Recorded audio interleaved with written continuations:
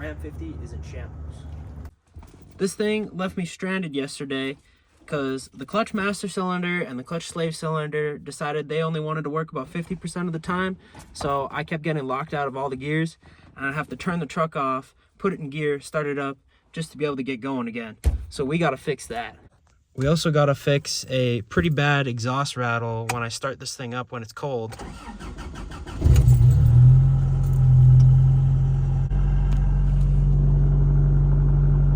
Yeah, you can hear it. There it goes.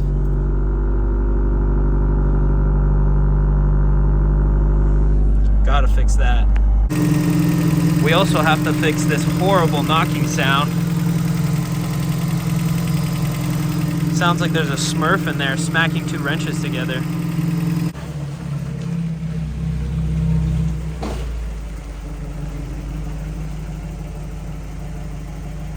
First, we're gonna start with popping the valve cover off and seeing if any of these valves need a quick adjustment.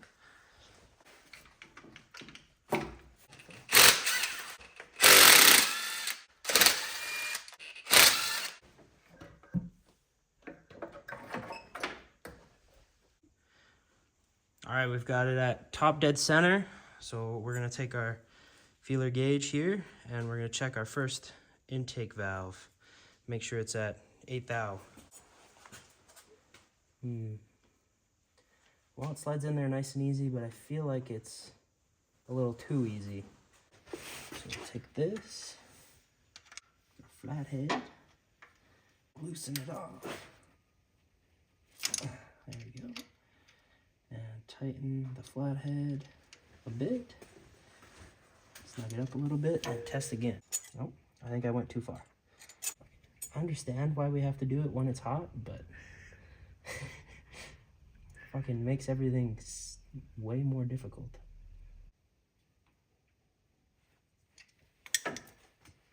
Yeah, I like the feel of that better. Okay, 4 is a little loosey-goosey.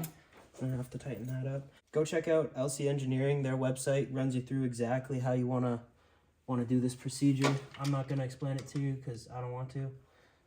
Just go look it up. Okay, we've got the valves adjusted to the best of our abilities here. We're gonna toss just a little dap of silicone on these half moon things to prevent them from seeping, and then throw the valve cover back on.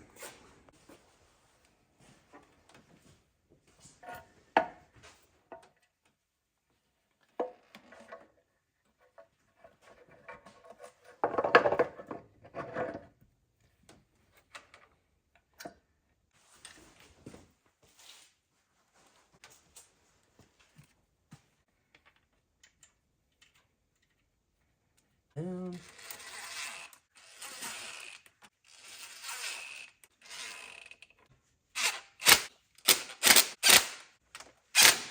There we go.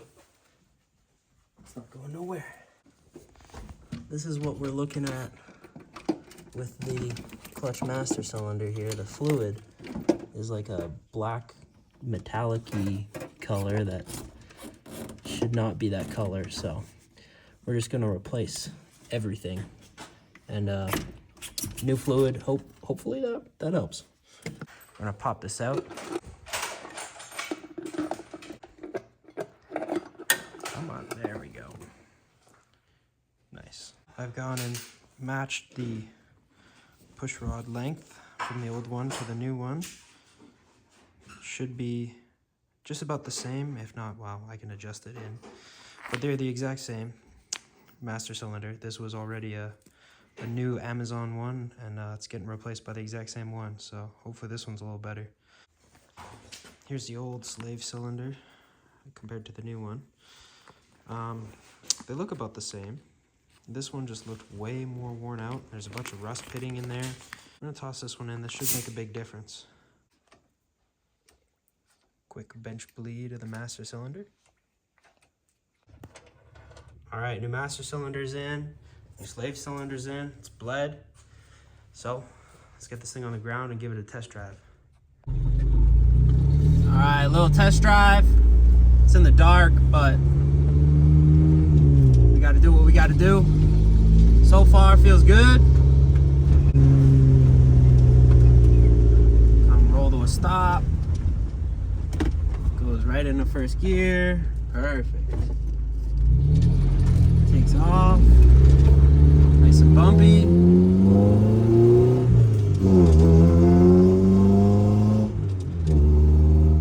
Oh yeah, that's good.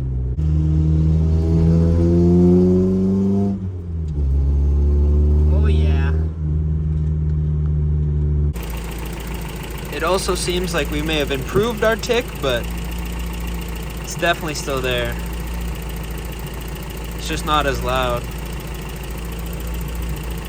Well, I'm gonna have to keep trying different things, I guess.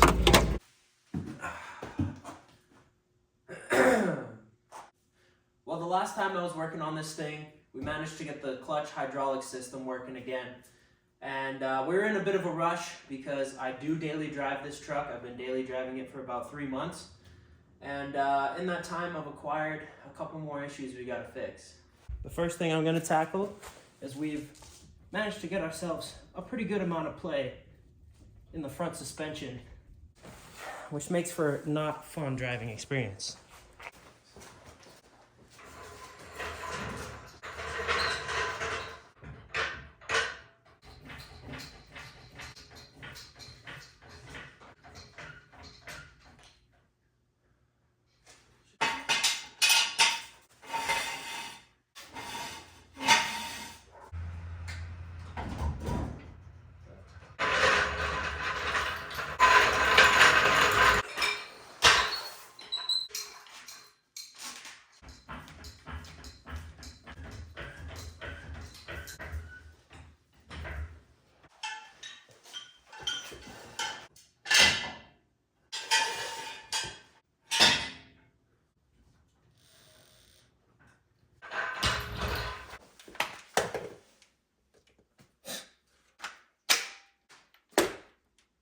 Now one might think because the other side was so shaky that the problem's probably over there, right? Well, upon further investigation, it looks to me like the idler arm on this side is actually what's causing the majority of our slop in the steering. I do have an inner tie rod on the other side that needs to be replaced too, but we're gonna start over here.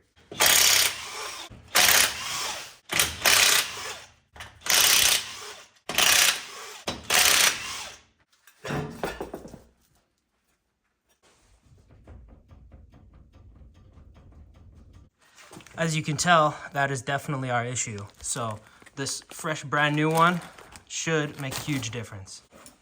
I love working on puddles. Working in a puddle, I guess. Oh, shit. Oh, that works. Oh, we got lucky today, boys.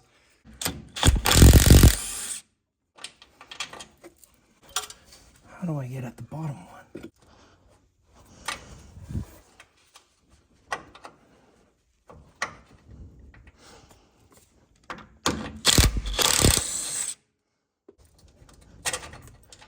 Aha! Now, do you think she'll be nice to us and just come right off? Nope. I should have known. That was silly.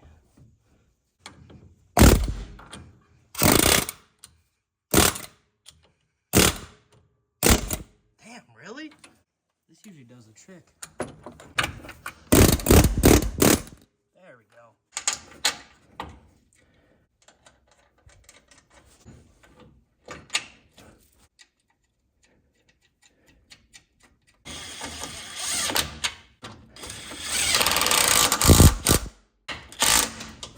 There we go. Huh, why does this seem way out to lunch? Oh, no, we're good.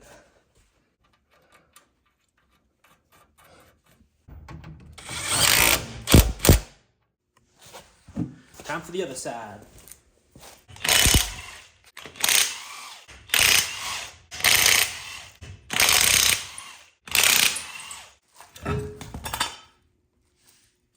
Stay in there. For this side, I thought it was the inner tie rod, but it actually kind of looks like it's the outer tie rod. Like, Right here. Oh, for sure it is.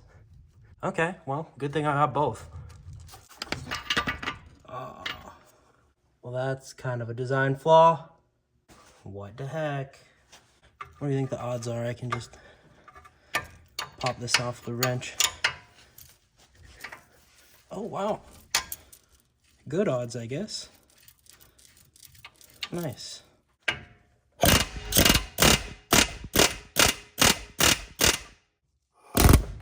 I love the air hammer. Okay, now I'm gonna try and count. 1, how many rotations? 2, till this thing's out. 3, so I can match it on the new one. 4, 5, 6, 7. I just popped the dust boot off, and I think it's pretty safe to say that there was not a whole lot left of that grease. That's dirt. Yeah. Oh yeah, that's no good. Okay, let's get this new one back in here.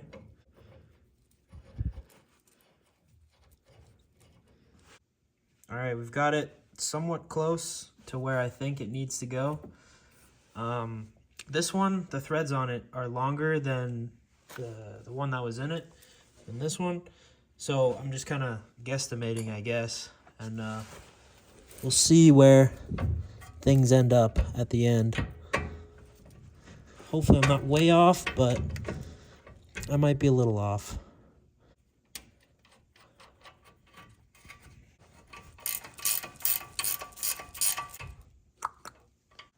Now with that new outer tie rod,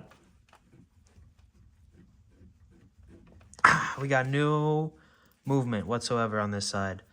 Now with the way that the suspension is set up on this truck, you can't actually get a proper alignment reading unless the whole truck is on the ground and it's at ride height. So before I put this thing back on the ground, there's a couple more things I want to fix. My exhaust likes to rattle on this cross member here when it's cold and I don't know, just whenever it feels like it, really. There we go. That'll work. That's probably not the right way to do it, but we've gained a bit more clearance here, and actually a bit more clearance right there too. Clearances are pretty tight just because of the way we had to run the exhaust. It has to come behind the transmission cross member here, but I think it'll work.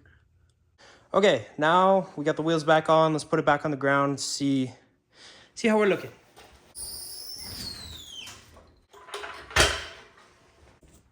That one looks way out. Let's hope this one's way in. Okay, maybe. Maybe. One way we'll know for sure is we'll measure it, but just for funsies, we're gonna see kind of what eyeballed straight looks like. That looks pretty straight. I think we might have gotten a little lucky. Ooh, this one looks a touch toed out, I think. A little fine tuning with the telescopic stick later. Little ghetto, but it works. I was actually towed in a bit before, so now we're just slightly towed out. So that's kind of what it was at before. Should be good to go. I'm gonna go for a little test drive though, see how it feels. Well, let's see how this camera angle looks. Go for a little test drive. Oh, hell yeah. It's way more responsive.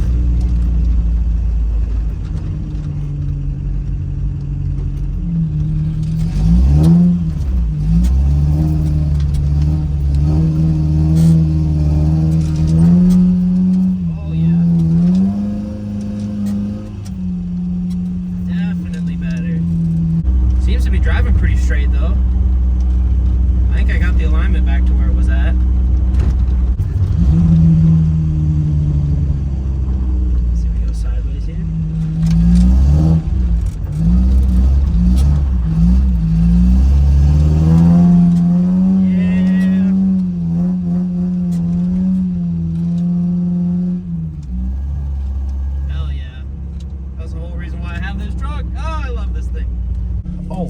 different POV.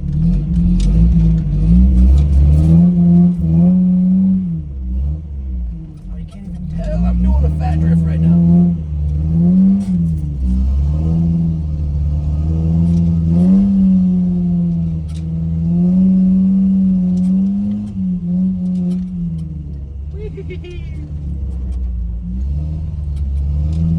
Alright, let's get back to the shop before we get the cops called on us. Ooh, it is bright over there. Golden hour. Golden hour drift. Oh, too much. No, we're good.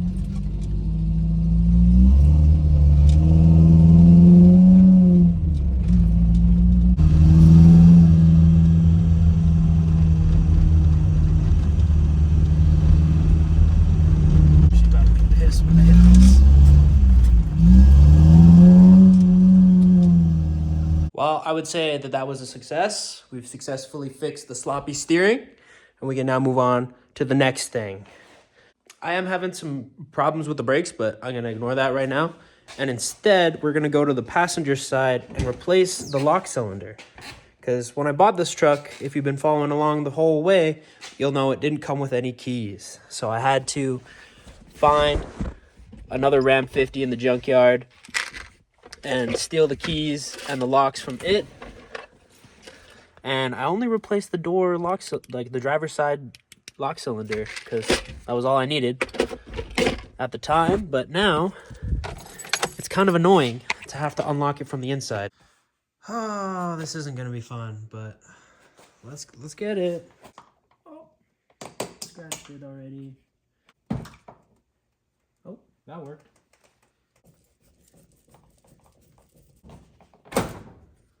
Oh. Okay.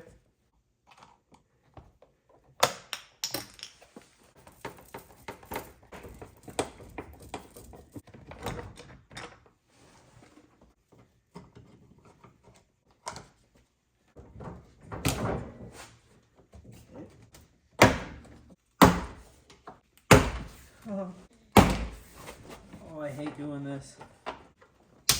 Uh-oh. That didn't sound good.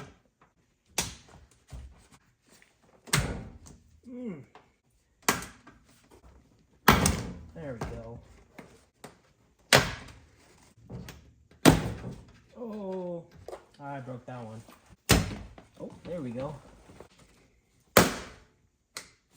Oh, that one broke. Why did this need to be held on with like 18 million clips? Okay. There we go. Oh, yep, broke that one too. Nice. Well, not bad, but not great either. Okay, now for the easy part. Oh, I might have spoke too soon. Now in there, that is what we need to get off of there. Oh, no. That's gone. That is gone forever. Oh, no. I don't see it. Let's pretend like that didn't happen, I guess. One of those. Hey, there we go. Ta-da!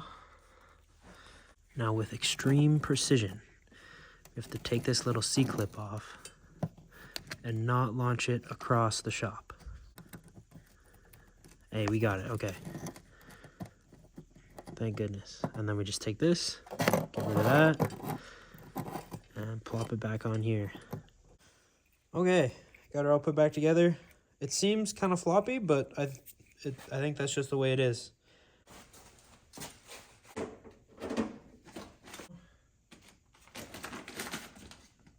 Make sure they're all in place.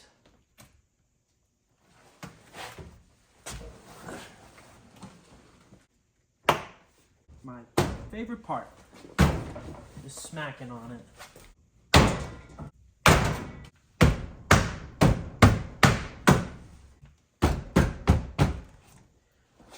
Ah, good enough.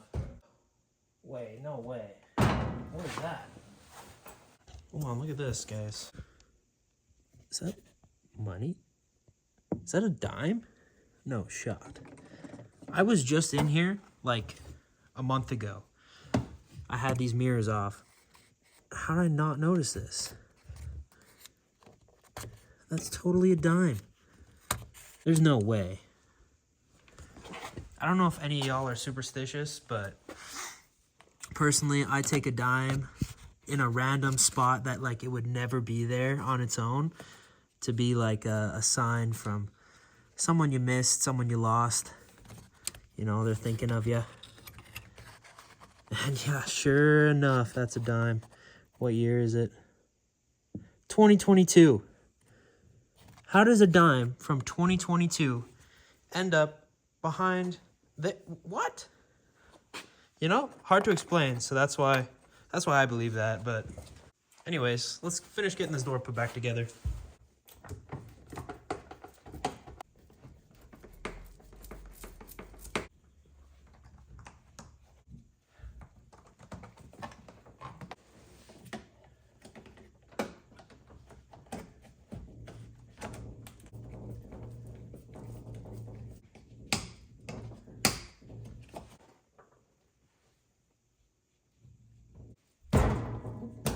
There we go.